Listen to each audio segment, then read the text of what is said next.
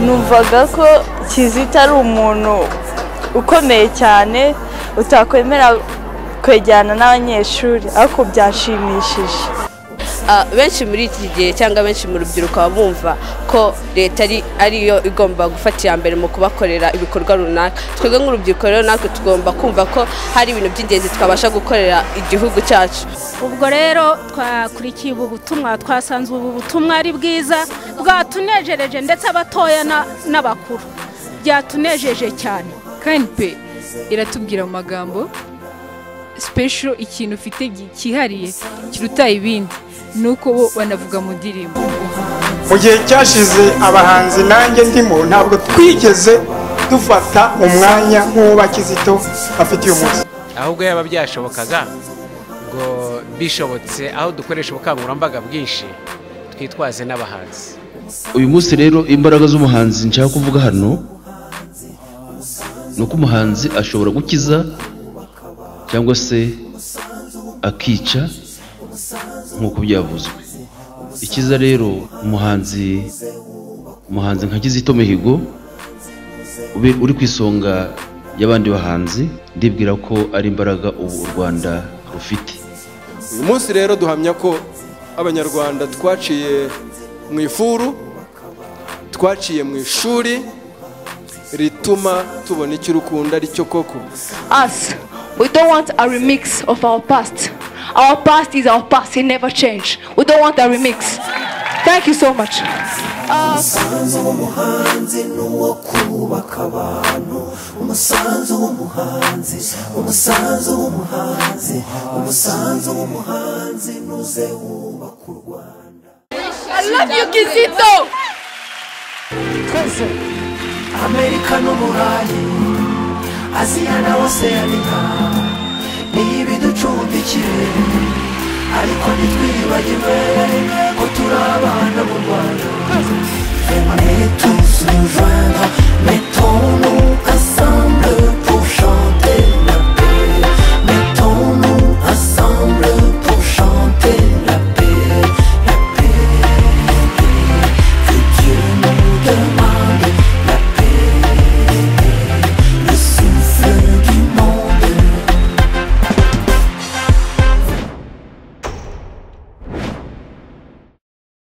Nitwa Kayibanda Mutesi Aurore, ndi Nyampinga w'u Rwanda 2012, nkurikirana ikiganiro umusanzu w'umuhanzi kuri televiziyo y'u Rwanda. Icyo tugusabye Mana nyir'ububasha n'ubushobozi, nuko twazongera tukabonana n'abacu mu bwami bw'ijuru. Muraho, nitwa Patrick Nyamitari, umuhanzi nyarwanda, nkunda ikiganiro umusanzu w'umuhanzi kuri televiziyo y'u Rwanda.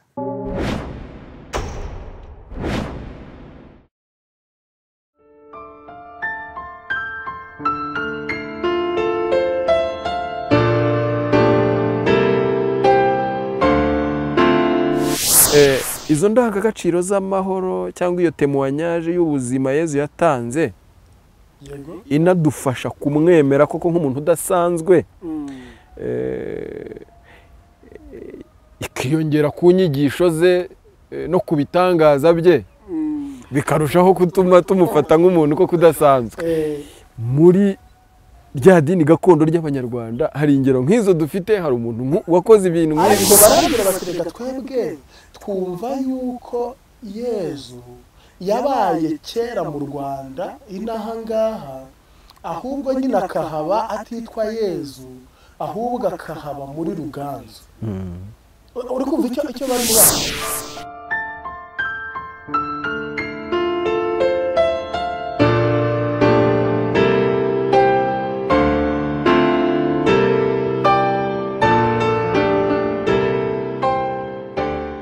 Urakoze cyane Jera. Aho hantu wahuriye n'abo bantu basengaga Yezu bari mu ahantu nyaburanga habibutsa Ruganzu, hitwa ngo iki? Nahagana hehe? Mu nzu ya Ruganzu. Mu nzu ya Ruganzu. Ni mu kahe karere hitwa ngo iki? Ni mu karere ka Ruhango, ni ku muhanda rwose ugana Igitwe. Ni ahantu hari umugezi bita Nkubiyabukumbi idakangwa n'umusore n'uwasomye barasomana bagaserera. noneho rero icyo navugaga tutaribagirwa wavuga guti kuki Ruganzu tudahita tumwumva nk'umuntu uzanye amahoro yego umwami w'amahoro ko Yezu ni umwami w'amahoro mu gihe Yezu ari umwami w'amahoro nicyo ndi kukubwira yuko abagerageje kutwandikira icyo nakwita tradition cyangwa se umuco cyane cyane waherekanwa mu ruherekane mvugo n'amateka bagiye bakorera ikintu nakwita kurobanura Ruganzu asigara yambaye uwo mwambaro w'intambara ariko uzi ko na Yezu hari aho yambara umwambaro w'intambara hari aho rwose ndetse ntuzi ko rwose avuga ko yaje atabaye intambara yarwanaga ari intambara nyine ahubwo nyine y'amahoro ariko ubundi urashaka kuvuga nka za extrait zivuga ngo naje kugira ngo gusa nk'uwatse umuriro ngo mu miryango ngo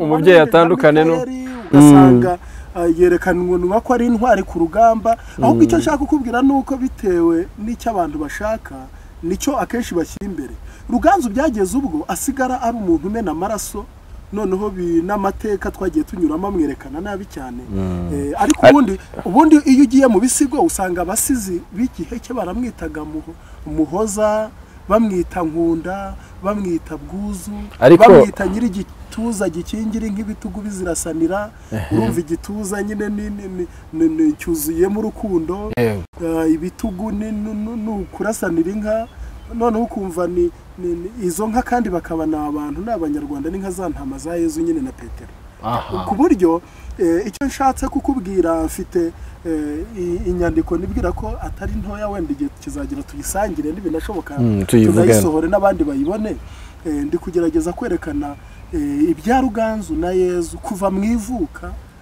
kugeza mu rupfu ku buryo kimwe na Yezu Ruganzu apfuye bimwe mu byavugwaga byateshejwe agaciro hagashyirwa nyine umusimari ku bidafite ubusobanuro bwa spirituality none iyo urebye wowe ubona uwo twafata nka Yezu uwo twagereranya na Yezu mu muco nyarwanda muri rya dini gakondo ryacu ese ni Ruganzu cyo ni Kibogo kuko ndumva ari babiri kandi bose basa nkaho bafite kuko Kibogo we numvise harimo n'izuka harimo n'izuka ukuntu yasubiranye umwuka akaza no kujya mu ijuru harimo ascension ese kwa Ruganzu hari ukuntu biri comparable nicyo nakubwira kwa Ruganzu biri comparable uhereye mu ivuka no mu izuka ariko icyo nakubwiraga kwa Kibogo no kwa Ruganzu bizamo okay kubera yuko Ruganzu mu Kagame haraho avuga ibyo rwose akerekana ko yafashe umubiri we mbere yo gupfa akawuha ibisumizi bikaba Alexis Kagame Alexis Kagame ntabitindaho cyane ariko harabikomozaho ibisumizi bikamurya ibisumizi ni ibiki kuko abatagira ngo nabafana ba Riderman ibisumizi iryo jambo muri umutima zagendanaga na Ruganzu ku buryo wa mugani wanabageranya n'abigishwa ntabwo ari ingabo ze gusa kuko abantu babitekereza kuko Ruganzu ntabwo yari afite ingabo nkizo gusa ahubwo bo bari abantu b'umwihariko nubwo bakoraga nk'ingabo icyo gihe rero arangije aravuga ati rero ngomba atungi ntabwo nshobora kuruhuka u Rwanda rutarabona amahoro ahubwo amahoro ngomba kuruhukira muri Karinga ni ukuvuga akibera muri Karinga ati sinshobora kubona uburuhukiro bw'iteka ryose ntarababonera ntarumva ko amahoro abonetse mu Rwanda nukuva ibisumizi bari les disciples les disciples abagenda hafi y'umwami byegera cyangwa wenda ibyo ni ibintu icyo uvuga ni icyo ngicyo ba Ruganzu Ruganzu rero ugasanga nawe yagira ishusho ariko wenda nicyo nakubwiraga ikibazo tugifite biriya bintu uzi ko Bibiliya kugira ngo yubakwe kuriya imeze abantu ntibajya babyemera cyangwa se ababyemera ntabwo bakunda kubivuga habayeho travail habayeho akazi ko kugira inyandiko zimwe zifatwa urabizi ko mu kinyejana cya 5 niho byakozwe hari byafashwe n'ibitarafashwe hari nk'ama evangile amavanjile ataratoranyijwe hari ibyakozwe na Filipo byakozwe n'abandi hari icyo nshaka kugarukaho yewe ntaranyurwa Gerard kuki muri Ruganzu no muri Kibogo ntarimo numva ubutwari bwahinduye ubuzima bw'abanyarwanda. Ndashaka kukubwira ntabwo ndi buve kuri Ruganzu ntabwo utabukumbwira kuko igihe icyo nshaka kuvuga nuko muri societe y'abanyarwanda hari ibintu byinshi byarimo bya violence. Igihe ndimo ndatinda kuri violence n'amahoro kuko ubu turi muri kampeto niyo sije dukora nka Yezu ko yabujije abantu gutera umugore amabuye ngo nuko yaryamanye umugabo akaguma batayamuteye. Urumva yazitiye ubugome, ashyigikira uburinganire, ashyigikira n'agaciro k'ikiremwa muntu. Akongera rya tegeko ryavugaga ngo niba umuntu agukuyemo ijisho nawe mukuremo irindi, nari waduitariyo akarisimbuza pardon. Niba umuntu agukubise kwitama ahubwo emera utange n'irindi aho kugira ngo mwishyure. Kubera iki muri societe nyarwanda yari irimo ubugome bwo kuvuga nk'iyo umukobwa atwaye ikinyendaro bamutamuruzi? Kuki ubwo bugome nta kintu cyaje ngo kibuhanagure kivuye kuri abo bantu twita b'Imana, kandi Imana ari n'Imana y'urukundo kandi tubyemera nk'abanyarwanda nabyo? Kuki iyo Imana ese Imana y'abanyarwanda igaragaza urukundo cyangwa igaragaza intambara Imana y'urukundo? Urumva ariko urukundo ikunda abanyarwanda nyine nirwo rukundo nibwira yuko twagombye kumva. Imana ifite uko yumva abanyarwanda nk'abana bayo ikumva, kandi ntikomoza ku banyamahanga. Sinzi impamvu abanyarwanda kuko Yezu yavugaga ni mugende mujye ku isi hose. Abanyarwanda icyo nakubwiye kuri njyane mu nyigisho nyine za spiritualite cyangwa z'iby'umwuka wa kinyarwanda cyane, kuko ibyo byose birimo ahubwo ntuhita ubyumva n'abandi ntibahita babyumva kuko tutigeze nyine tubitindamo. Wibuke yuko buri wa gatandatu, buri wa gatanu na buri cyumweru buri munyarwanda hafi ya bose aba afite ahantu ajya. Ku wa gatanu akabwirwa ibya Muhamadi n'abasangirangendo be, ku wa gatandatu akabwirwa ibya Yesu n'abigishwa be n'abandi, akibutswa iby'imisozi yo muri Isiraheli n'ahandi. Buri gihe indirimbo ziririmbwa zikaba aribyo bivuga. Ubwo abo ku wa gatanu baba bavuga iby'Imaka babigarukamo cyane n'ahandi hantu. Dimanche nibyo bisubiramo, abantu bakagera ubwo akiyongeramo na Bikira Mariya none Siyoni. Urumva Kigali ntahivugwa. Urumva ndagira ngo nkumvishe uburyo si igitangaza yuko bavuga uti by'i Rwanda kuki ntumva ibi, kuki ntumva amahari. Ibyo bintu tumva zuko bidahari ahubwo ntibivugwa, ntibyabonye ubivuga. Noneho by'umwihariko nutangiye kubivuga kugeza ubu agira ikibazo cyo kubona ibyaheraho. Ariko birantangaza uko nganira n'abakecuru bamwe, hari igihe wumva avuze ikintu kikagutangaza. Reka nguhe urugero nk'izo nyigisho uvuga za Ruganzu. Ndibuka yuko Ruganzu yari afite umugaragu witwa Mitimirwana. Mitimirwana rero akaba umugaragu we utarashobokaga. Ruganzu yaramutumaga akipurenya cyangwa ukabona ntashaka kumufasha muri misiyo yari afite yo kongera gusubiza hamwe u Rwanda. Cya kindi wavugaga ngo Ruganzu ni igiki yakoze abanyarwanda bagenderaho. Ruganzu yaje aturutse iburasirazuba hashize imiganura cyangwa se imyaka 11 u Rwanda rwarubamye. Niryo jambo niyo nyungura amagambo abakurambere bakoresha, rwarubamye. Arangije ararwubura. Iyo myaka yose abanyarwanda barakubwira bati inka ntabwo zari zigikamwe, ntabwo zari ntizashoboraga guhaka, abagabo ntibashoboraga, ababyeyi ntibari bakibyara, inda ntizashoboraga gufata uziteye. Ariko noneho n'uwari warayisamye ntiyashoboraga kuvuka, kugeza ubwo byari bigeze no mu nyoni n'inyoni zitagitera. Urumva uko igihugu cyari kimeze. Ndi mu majyepfo ku kibuye cya Shari barambwira bati ndetse ndagira ngo nkubwire ko hari uruziramire rwari rukubye u Rwanda, rumira inka, inzoka abantu. Urumva mbese bakakwereka uko u Rwanda rwari rumeze, ariko bakakwereka ko Ruganzu akimara kurukandagiramo byonyine. Uri kumva icyo kintu? Nkuko iyo bavuga ibya Yezu bavuga batakivuka rwose abamarayika bararirimbye. Urumva kuririmba kw'abamarayika, ariko dore akimara kuhakandagira ni ukuvuga ngo inka zarabyaye, ingoma ziravuga, ababyeyi batari. Uri kumva arangije kandi rwa Rwanda rutari rukibamo ibizira, rutari rukibamo imihango kubera rwari rwarubamye, gahunda zirongera zisubira ku murongo, arongera none hanabumbira hamwe abanyarwanda kugira ngo Ruganzu ahunge. Hari harabayeho intambara hagati y'abanyabyinshi na Ndahiro, birumvikana kandi baravaga indimwe, abavandimwe bari barashwanye. Agarutse abumbira u Rwanda hamwe, ashyiraho umuhango witwa inzira ya Gicurasi. Inzira ya Gicurasi ikavuga imihango y'icyunamo cya Gicurasi, ariko ikarangira inavuga ibirori bya Kanama. Ibyo bintu byose bikaba byari ibintu amaze kubumbira hamwe u Rwanda nk'igihugu yanakoze, yashyizeho iyo mibahango igomba no kubumbatira ubwo bumwe. Abanyarwanda ntibunga ubumwe gusa, ahubwo ashyiraho n'uburyo ubwo bumwe bugomba guhora busigasiwe. Ibintu byashenywe, icyunamo cya Gicurasi, inzira ya Gicurasi yahoragaho buri mwaka. Uri kumva? None iyo nzira ya Gicurasi ndimo ndabigereranya no kwibuka jenoside, bifite n'uburyo byagerageza guhuzwa, kwibuka jenoside n'inzira ya Kanama ndetse n'umuganura, n'ibintu by'umuganura byose bifite uko byahuraga, wenda tutavuga, ariko byose ugasanga bifite aho bihuriye, ku buryo kugira ngo abakoroni banadushobore bibasiye ibyo bintu.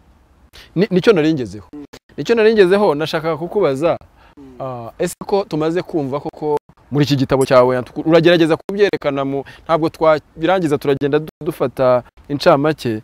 Hari ingero nyinshi ugenda utanga ugaragaza ko hari twagereranya ibyo twemera mu Bukristo tukabigereranya n'ibyo abanyarwanda bakurambere bacu bemeraga.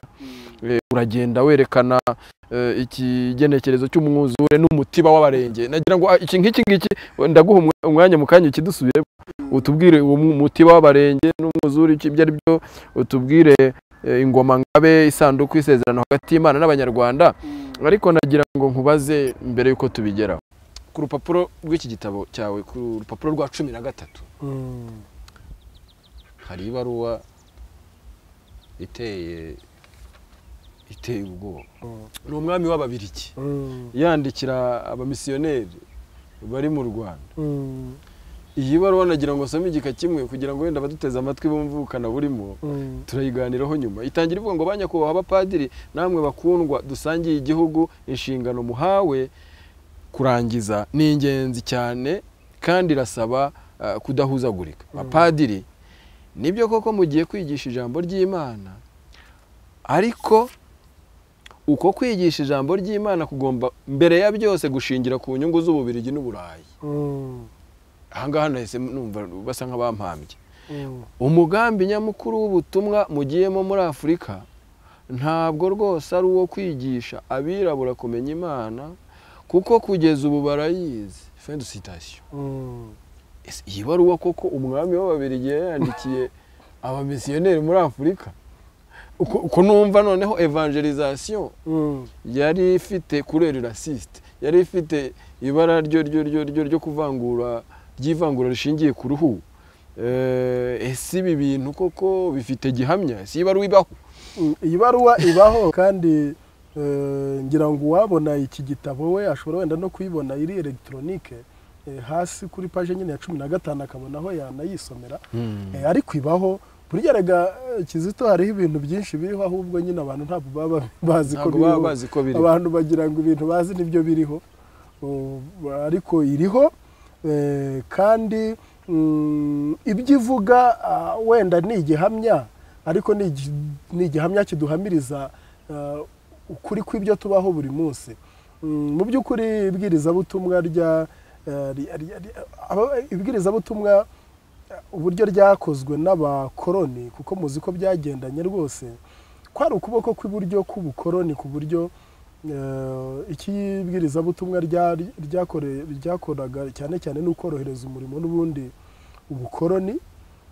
Uzabibona, uzasanga abantu bakuze mu Rwanda bo bakubwira yuko abapadiri cyangwa se abasenyeri haribo n'ubundi basa nkaho banikoreraga mu Rwanda aho byabaye ibindi ntabwo bafashaga ba administrateur ahubwo basa nk'ari nabo bakoraga administration kuko urabizi classe niwe wakomeje Rudahigwa ariko ni nawe wamwimitse mbese mu mihango yo kumwimika ugasanga rero bageze inaha ngaha ibwiriza butumwa ryinjiye no muri politike ryinjira mu mibereho yose y'abanyarwanda kandi ibyo ntibyabaga ku nyungu z'abanyarwanda ahubwo byabaga ku nyungu nyine z'abakoroni ngira ngo ni no muri urwo rwego imihango myinshi nk'uko tuvuga umuhango wa mbere bibasiye ni umuganura kubera yuko umuganura wafatwaga nk'umuhango ukomeye uhuza abanyarwanda kandi uha icyubahiro gikomeye umwami kuko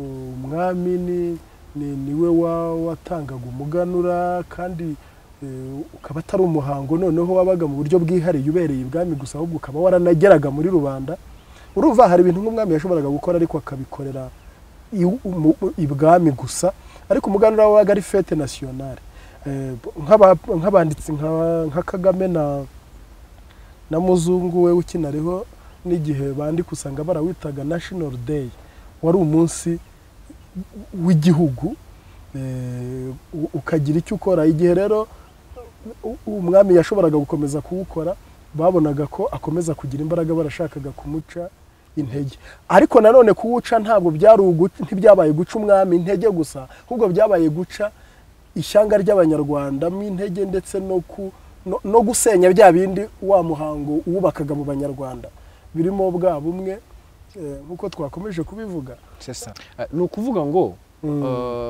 abakoroni bifashishije iyogezabutumwa rya gikristu kugira ngo bagere ku ntego zabo cyane ese aba bogezabutumwa ba gikristu ko hari ikintu kirimo kinkomanga nanjye nk'umukristu ngo basaba abantu koko byaba ari ubugome bukomeye ntabwo ndimo mbikekera abapadiri ba mbere ko ndimo ndavuga se ababo baba barabikoze ku bushake bwabo cyangwa babaye manipulé par leur pays ni ukuvuga ngo hari ukuntu ni nko muri jenoside hari abapadiri bamwe na bamwe cyangwa bihaye Imana wasangaga bafite impasha begamye cyane kuri leta bakorera batanga n'ubutumwa busa nkaho buri bufasha igihande cya leta cyane bushaka gushyigikira ese aba bantu abasenyeri abapadiri ba mbere b'abazungu bageze mu Rwanda se niwo umugambi wabo no wari gukoloniza abanyarwanda wari ugufasha ubukoroni cyangwa ahubwo ubutumwa bwabo bwaje kuba detourné burahindurwa ariko atari bo biturutse hatari bwo butumwa kiliziya yabahaye kimwe mu bintu ahubwo bishobora kuko nk'ibaruwa yanditswe n'umwami ntabwo yanditswe na papa ariko uramutse usomye iyo bari ubundi nyine buri ahubwo hakomeye ntiwahasomye aho avuga ati mwigisha abirabura gukunda ubukene nabibonye nari guhita mbigeraho naho hantu reka mpabwira abantu batwumva yafashe igice cy'ivanjiri ya Matayo umurongo w'ivanjiri wa Matayo hahandi Yezu avuga intera hirwe hahirwa abakene ku mutima ubundi kuko ubwami bwo mu ijuru ari ubwabo buryo yifashishije Luka burya abanditsi b'ivanjiri urabizi ko bandika ku buryo batandukanye Luka we rero agarukira ku bakene yego noneho uyu mwami ahitangeraho ngo bikomereye cyane abakize kwinjira mu ijuru ariko ibyo Yezu yabivuze n'ahandi n'ubundi harandi yabivuze noneho uwanditse ibaruwa donc umwami Leopold ngo muzakora ibishoboka byose kugira ngo abirabura bagire ubwoba muzakora ibishoboka byose kugira ngo abirabura bagire ubwoba bwo kuba bakire niba bashaka kubona ijuru kugira ngo batabivumburaho mwebwe mwagiye kubigisha hato na hato no kugira ngo mubabike mu ubwoba mugomba kujya mubagwa nabi muzabigishe kwihanganira byose n'igihe batutswe cyangwa bakubiswe n'abayobozi bagenzi banyu no kuvuga ngo abo mukorana uvuga abayobozi b'abakoroni muzabigishe ko umuntu wese wihorera adakwiye kwitwa umwana w'Imana iki cyose icyo rwose ndabona ntacyo gitwaye ukiranduye muri context yacu muzabararikire gukurikiza ingero z'abatagatifu batangaga umusaya wabo wa kabiri badatukanye ibyo byose nshaka kuvuga nuko iyi baruwa iragaragaza ku buryo bugaragara ko ijambo ry'Imana ryabaye detourné rikoreshwa kugira rikandamiza abantu none iki kintu ushaka kumenya ese aba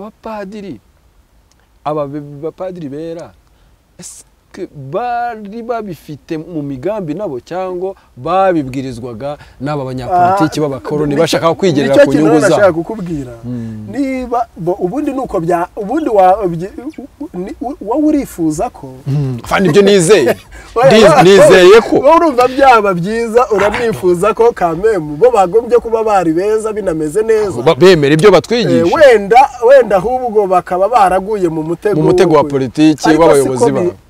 ibiramambo iyo ukurikiranye usanga nibe n'abayobozi bibirebana na politiki. Ndaguha urugero ngiye kuguha urugero rw'ibindi mazemo iminsi nkoraho ubushakashatsi ku birebana na education muri periode coloniale, uburezi mu gihe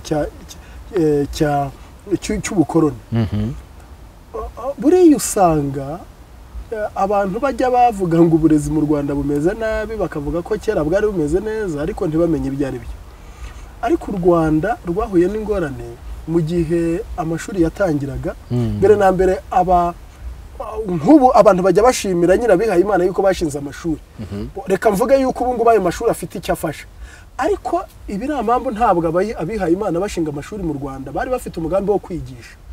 Kuko nusoma iyo bari uzasanga bavuga ngo muzabigishe gusoma ariko ntimuzabigishe gutekereza. Ahubwo amashuri icyo gihe yashinzwe nk'uburyo bwo kwibgarurira abayoboke, ku buryo wagiraga amashuri menshi yabaga ari chance yo kugira abayoboke benshi. Kugeza ubwo nahoze nsoma igitabo nyine cya Pierre Erni, ni umwanditsi w'umushakashatsi wakoze ubushakashatsi kuri education, yerekana uburyo habayeho no kutumvikana ku buyobozi bw'abakoroni bwa leta n'ubuyobozi bwa kiliziya bwari bufite amashuri. Leta ishaka kuzana inyigisho z'imyuga zishobora kugirira akamaro abanyarwanda, kiliziya ikavuga ati mwebwe murashaka gukoresha amashuri yacu mu bintu tutayashingiye. Amashuri yacu twayashingiye gucengeza amatwara y'ibyiyobokamana, naho mwebwe murashaka ko twigisha iyobokamana mva burayi. None mwe murashaka ko twigisha ngo ibintu bifite ngo aho bihuriye n'imibereho rusange y'abantu. Sinzi niba uri kumva icyo mvuga. Yego. Ikindi nk'uko nakubwiraga, mu Rwanda kubera abakoroni baba politiciens babaga bigendera bari mu Rwanda mu kanya gato, ubundi bari i Burundi, ubundi banasubiye i Burayi, uri kumva? Naho bari abo bakaba bari barubatse ama eglise bagomba kubana n'abantu. Abo bihaye Imana nibo bagiye bakora ubushakashatsi. Uzasanga aribo bize bya bindi ngo biranga ngo abahutu, biranga abantu mbese baba aribo babijyamo, babikoraho isesengura.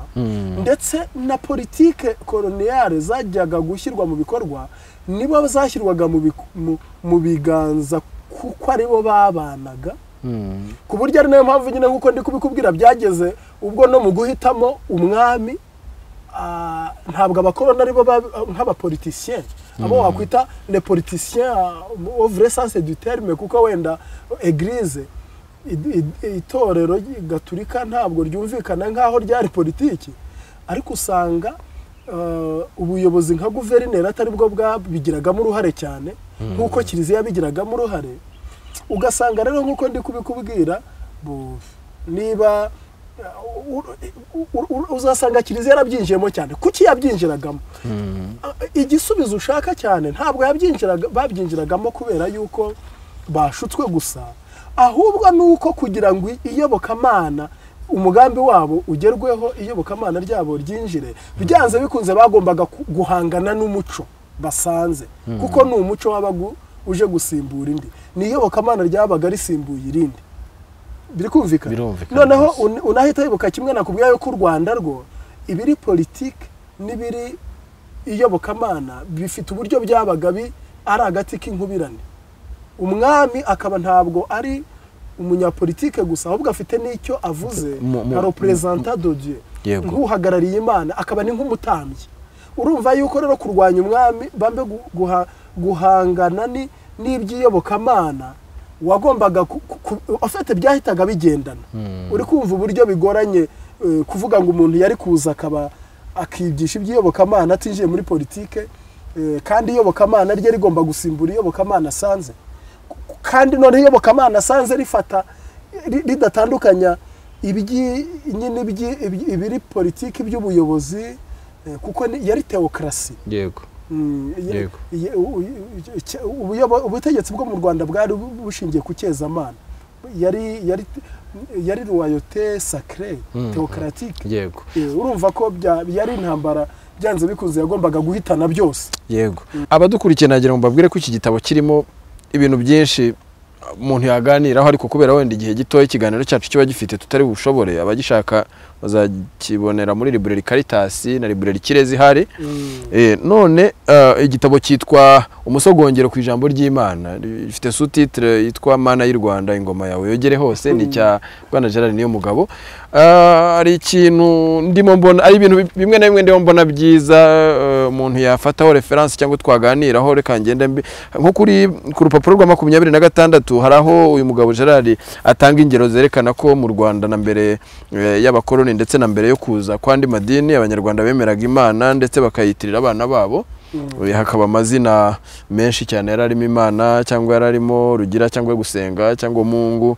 Urerekana ndetse amazina y'abayobozi b'igihugu babanje mu mateka nka Perezida Kayibanda, ndabona bashyize mu dukubo ngo Kayisenga. No kuvuga iki? Senga Imana. Nicyo bivuga ko Kayibanda bivuga Kayisenga. Ni nkaho byerekeye. Okay. Donc ukavuga Habyara Imana ko harimo Imana, ukavuga Bizimungu ko harimo Mungu, kerekana aba ministeri w'intebe Nsanze Imana, Sengiyaremye, Habumuremyi, Kambanda, Twagira Mungu n'abandi, Wiringiye Imana. Byerekana ko Imana ni ikintu cyari gishinze mu Banyarwanda ku buryo abana babo benshi babaga bafite amazina ntabwo ari icyanyuma y'abakoroni. Hari abasizi bitwa basaba Imana na mbere. Oui, ça c'est un fait. Ikintu nshaka kugeraho noneho twavanse. Ndashaka ko tugera kuri bya bigereranyo. Bya bigereranyo hagati y'ibyo tuzi muri Bibiliya, ibyo tugenda dusoma, ibyo twemera muri Bibiliya, n'ibyo ngo mu Rwanda byari bihari. Reka duhere mwiremwa. Ku rupapuro rwa 30 urerekana ukuntu icyo twita mu bakristo le récit de la création. Le récit de la création mu bakristo no mu bayahudi tuyemera kimwe kuko iri mu gitabo cy'intangiriro kiri mu gice cy'isezerano rya kera n'abayahudi n'abayisilamu n'abanyarwanda rero. Aha, icyo rero nicyo ngira ngo dusobanure. Ushobora gusanga abakirisitu n'abayisilamu n'abayahudi mwarakoperanye. Certainement kuko nkatwe abakristo n'ubundi twavuye mu bayahudi. Ibyo birumvikana. Abayisilamu nabwo urabizi neza. Hari uburyo baje nyuma bakopera ibyo basanze. Exactement. Icyo nshaka kubaza nuko cyangwa kubwira batwumva nuko mu gitabo cy'intangiriro rwose mu mitwe ya mbere muri Bibiliya Imana yaremye muntu imaze kurema ubutaka hejuru y'amazi, imaze kurema la nature. Uwo muntu imushyira mu busitani za no gusanga adahagije, atabasha kwibana, mugirira impuhwe, mugirira ikigongwe, imuremera umugore, mukuye mu rubavu rwe. Le récit cyo mbabwira nuko ari le récit. Ubutaha wenda tuzanaganira ku buryo ari récit atari histoire réelle. Ibyo ngibyo abanyarwanda ntibatera ubwo akenshi iyo mvuze ngo récit de la création, ririya nkuru yiremwa ukuntu ari récit ari legende ari nk'umugani, abantu wenda bahita baba sceptique bakavuga bati uje ushobora kugira amahirwe ukaburi wa mugani mu idini cyangwa muri confession ibyemera iryo. Hariho abandi batsimbarara batashwe bati ni ibintu byabayeho nuko byabayeho kandi n'icyo gihe byabayeho. N'icyo gihe icyo navuga nuko ntabwo le récit de la création kuyumva nkaho ari umugani utubwira cyangwa cyo kuba ntacyo byica kukwemera, kuko mu mico yose nta hantu hataba imigani. La preuve nuko mugiye kubitubwira, ariko nagira ngo mbanze mbwire abakristo turi kumwe cyangwa abantu bemera Imana ko icyo tugiye kugereranya nonaha ni cya gihe Imana yaremaga isi, yego, igarema n'umuntu n'ibituye isi n'ibiri mu isi byose. Wowe abanyarwanda iryo remwa ryo baryumvaga bataranamenya na Bibiliya. Ngiye icyo ngiye kugusomera ni nuko babyumvaga. Ibi byo bikaba ari byo uwitwa Louis Dorager yanditse neza bibwiwe n'abanyarwanda uko bemeraga uko byari bimeze. Ngiye kubisoma rwose, ntabwo ari byinshi ariko wumve uko bimeze. Iremwa ry'ijuru n'isi dore uko baryumvaga. Bavuga ati mbere na mbere Imana yaremye ibihugu bibiri, igihugu cyo hejuru ihashyira ibicu, izuba, inyenyeri n'ukwezi. igihugu cyo hasi ikirema ikurikije uko igihugu cyo hejuru giteye ariko kidafite ubwiza n'ihirwe. Niyo si dutuye igihugu cy'akaga n'umubabaro, isi y'ibiba n'isarura. Mbere y'iryo rema ry'ibintu bibiri nta kintu na kimwe cyariho. Agakomeza ngo kera isi n'ijuru bitarabaho hariho ubusa gusa. aho ngaho cyane cyane aho hantu urumva ko ndabona bishyize biri no mu dukubo rwose kera isi n'ijuru bitarabaho hariho ubusa gusa. Bukeye ubusa bwarika kumanga buteri. Ndagira no muri Bibiliya hariho ubusa. Imana itararema isi hariho ubusa. Roneya. Urumva hariho ubusa. Noneho igihe kiragera umuyaga urabwarurira. Urumva hakuzura umuyaga wa karahabutaka. Cyacyari uragikubita kirashwanyagurika igiri rirakonkoboka kuri iyo manga rigwa mu cyobo cyari hasi aho cyarimo amazi. Ariko nibuka cya kintu ngo umwuka w'Imana yagendagendaga sinzi mu gigaturika urumva agenda twawe n'ikindi kintu nyine nabanje gutindamo ariko barabura umwuka w'Imana yagendagendaga hejuru y'amazi. Ufite Bibiliya nayo hari ubwo abasomi umuntu asoma bakumva ngo ubwo sengo uko bidasobanutse. Bibiliya nayo ntikubwira inkomoko y'ayo mazi ariko ikubwira ko Imana amazi yarahari. Ufite ugasanga muri resi ya creation hose hari ibintu bitari realite, hari ibintu biri mite by'umugani bitari umuntu atafata nkaho by'ibigenekerezo. Nuko noneho rero ugasanga nyine nuko ugasanga kandi byerekana ko byari bimeze neza. Ugasanga icyo nashaka kuvuga uzasanga abanyarwanda baremeraga ko hariho ijuru, hariho isi, hariho n'ikuzimu mu muriro. Ikintu gisekeje nuko ibyo bintu by'ijuru n'isi n'ikuzimu ntabwo ari ibintu byazanywe n'iyobokamana wenda rindi, ariko uzi ko tubihuriraho n'andi mayobokamana n'abakirisitu bavuga ko hari mu ijuru, hakaba ari mu nturo y'Imana ya mbere, hakaba mu isi, hakaba n'ikuzimu. Mbese usanga twebwe tuvuga ko hariho na purgatori abagatolika. Purgatori se muyivuga ko iri ahandi hantu naho ubundi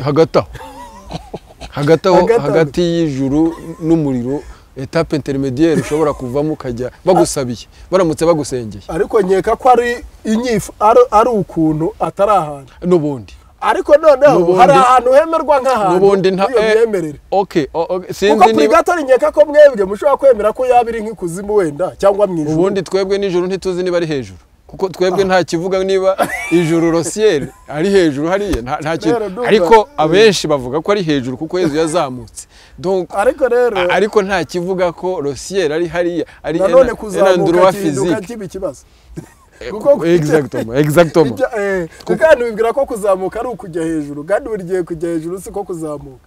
Ubwo rero gutese none se wagize ngo buri gihe iyo umuntu ajya mu majyaruguru abazamuka cyangwa iyo abajya mu majyepfo bamanuka ushobora kujya mu majyepfo kandi ariko iyo uzamutse ubundi ubuzamutse afana nukuvuga ngo Yesu niba yarazamutse ajya mu ijuru yagiye hejuru. Ubwo rero niyo mpamvu wenda usibye ko wamugana ubu twe tubona ari hejuru ariko ufashe umubumbe w'isi wose ushobora gusanga yaragenda atambitse. Ni icyubundi nashakaga no kuvuga niba kwa kundi urumva uzareba abantu bashobora urabona urabona nko mu Rwanda nicyo nashaka mu Rwanda uramutse uzamutse mu majyaruguru ushobora iyo ujya mu majyaruguru ntihari ahantu ujya ugera ukabona uramanutse. Sinzi muri kuvuga bivuga buri gihe ntabwo ruguru ari mu majyaruguru no hepfo buri gihe si mu majyepfo. Je suis d'accord. Icyo nashaka kongeraho nuko wenda gukeka ko ijuru ryaba riri dans la hauteur wenda bishobora kwibeshya ariko wenda abafite ko babyemera avuga ko riba mu kirere. Ariko cyaba ari ikibazo kizire tutarajya kuko reka kubwira ubundi njya mbwira abantu nti ijuru riramutse rihari nk'ahantu yego nka endroit physique rihakabaho nk'ahantu ubundi ubushakashatsi bw'ibiboneka muri iki kirere bwaba bwararibonye kubera iki ryaba riri hafi cyane kuko n'abanyarwanda batari barigeze bakora conquête de l'espace bari bazi ko rihari bivuga ngo hari ukuntu ryaba riri hafi ku buryo wajya hejuru ari ryo yahingukiraho niho ahantu haba hegereye isi kurusha ahandi kuko n'abantu batari barigeze bagera mu kirere bari barabashije kuvuga ko kuhamenya havuga ntahubwo twumve ko hari ukuntu njye mbona ko abanyarwanda uko ijuru isi n'ikuzimu bafite uko babyumvaga bakumva ubundi babonaga yuko ari stade ari nk'inzego bafataga bumva ubundi abanyarwanda bumvaga ko umuntu hari ukuntu yabagaho ari mwiza yabayeho ibintu uko ameze atari ko yahoze ahubwo yabanje kuba mwiza yego exactement reka mfatiraho kuko muri ibi bigereranyo byawe hari aho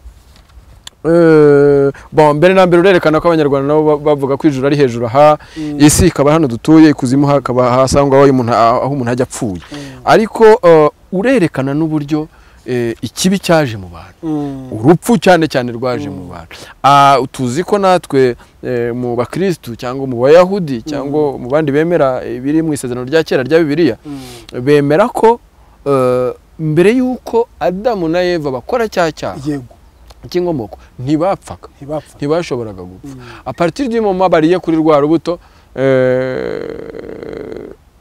bata Imana yesi ivuga ngo désormais muzajyamo nuvuga amahirwe amwe namwe ava ku kiremwa muntu d'ailleurs de façon progressive sinzi niba ubibona ko ngo ba Abraham babayeho des années nyuma ya Adamu na Eva nabo ngo babagaho igihe kinini kuturusha ni ukuvuga ngo gupfa birimo biragenda biza hafi kurusha icyo kintu ariko nacyo ni ukugitekerezaho no kugitekerezaho kuko nanone mu myaka tugezemo aho gusanga ibyo bita life expectancy bigenda exactement ibyo ndimo mvuga dukurikije uko lesi zitubwiye dukurikije uko lesi zitubwira tubona ko urupfu urwa kera rutabagaho haza gukurikirwaho nuko abantu batindaga ku isi noneho twe tukaba turimo dupfa cyane tuzira yantu noneho dusobanurira urupfu mu banyarwanda mu idini gakondo bavugaga ko rwaturutse rwaje ruti imyemerere gakondo y'abanyarwanda bacu y'abanyarwanda uko yasobanuraga iki kintu yerekana yuko ikibi ubundi cyatangiriye mu ijuru ari naho cyakorewe ibyo niko bimeze byagenze ibyo bigatuma hari urupapuro nigeze kubibona ariko ndagira ngo gutandukanyiriza ibintu bibiri kizito abanyarwanda ntabwo bumva yuko ikiba ari cyo cyazanye urupfu ahubwo bumva ko mbere na mbere ikiba ari cyo cyaciye abantu mu ijuru yego uri kumva cyangwa cyabatandukanyije ikibi no kuvuga ikosa icyaha cyangwa cyatandukanyije ntabwo tubyinjiramo ariko usanga byaranakozwe naho hazamo ikintu cyuko cyakozwe byaturutse ku mugore wamenye ibanga ry'Imana noneho ariko none iryo tandukana ry'ijuru n'isi cyangwa se kwirukanwa mu ijuru abantu nta kibazo cyo gupfa bari bafite ntabwo no kuvuga batangiye kubaho ubuzima bugoye buratangira paradis baperdu ariko ntabwo hazi icy'urupfu urupfu rero urupfu ni ikintu gishya nicyo kintu mu myemerere gakondo cyangwa se mu mwimerere wo kwemera ko abanyarwanda kubundi byo twemera ubusanga ari ibitabirano uko abanyarwanda ubwabo batabitabiriye ahandi babyemeraga uko ahubwo amadini yumva shitani niko bumva urupfu si n'urupfu gusa urupfu rukomoka kuri rupfu mu idini gakondo hari umuntu witwaga rupfu rero atandukanye n'urupfu urupfu ni uko bigenda nyine hari n'uwitwaga buzima hari rupfu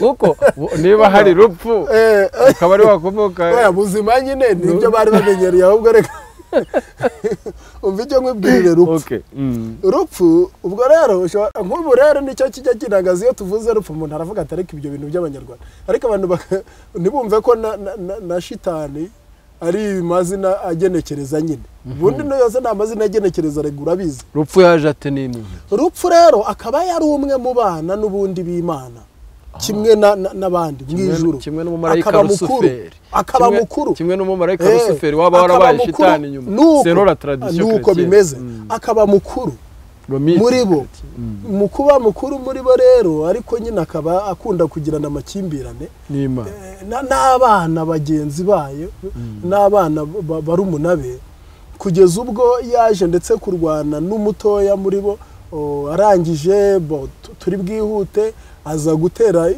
gushaka kumukubita umwana, ahungira mu gituza cya nyina, noneho umwana yahungiye mu gituza cya nyina, urupfu uko yagakurikije ikintu akubise umwana gikubita mu ijisho rya nyina, nuko nyina ikibazo kiravuka, asa nk'ugira ikibazo cy'ijisho, noneho Shyerezo aho aziye rero aza kwirukana. Shyerezo ninde? Ni Imana, ni Omega nyine. Shyerezo ni Omega, niyo byose iherezo, niho bituruka iherezo, naho byose bishya. Shyerezo ni izina ry'Imana ifite mu Kinyarwanda, ashobora kwitwa Imana, donc yitwaga Shyerezo, irindi ari yaba iyakare, uko nakubwiraga nk'uko uvuga ngo na Alpha na Omega, iyakare na Shyerezo, urumva nkaho wabivuze Serono Eropleno. Noneho rero nari ndimo nkubwira bigera ubwo, noneho Shyerezo araza aca rupfu mu ijuru, uri kumva, aca rupfu mu ijuru, ariko ntiyamucira mu isi. Icyitonderwa aho abanyarwanda noneho aho hantu hanazamo akantu keza, amuciye mu ijuru, yamuciriye kuzimu kwa Nyamuzinda nawe akaba